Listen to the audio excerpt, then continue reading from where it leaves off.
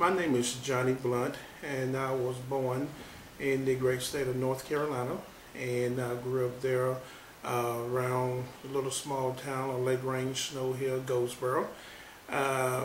We are here today to share with you a little bit about our ministry and what God has called us to do. And our calling and purpose that God has called us to the body of Christ is to bridge the gap, and bridging the gap between God and man, between salvation and hell, bridge the gap between pain and healing, to bridge the gap between divorce and marriage, to bridge the gap, whatever the gap may be in your life. That is what God have called us to do.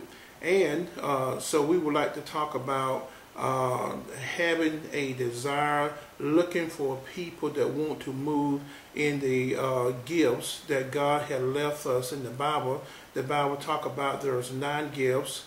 There are 5 offices, which is we know is the teacher, the pastor, the evangelist, the prophet, and the apostle.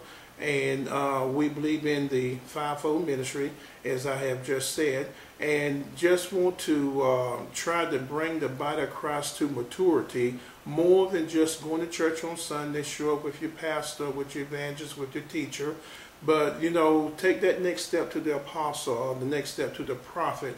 As you notice, most churches, they do not deal with the apostle, they do not deal with the prophet, because those are the ones that deal with the power gifts, and most of our churches don't have any power. They got glitter, they got stuff that looks good, they may have nice buildings, they may have a large crowd of people, but they really don't have any power, nor do they have any authority. And this is what God have called us to do, is to raise up the body of Christ to have power and to have authority by teaching the body of Christ about how to walk in their purpose and in their gifting that God had called them to. So we have a strong gift in prophecy, some people call it.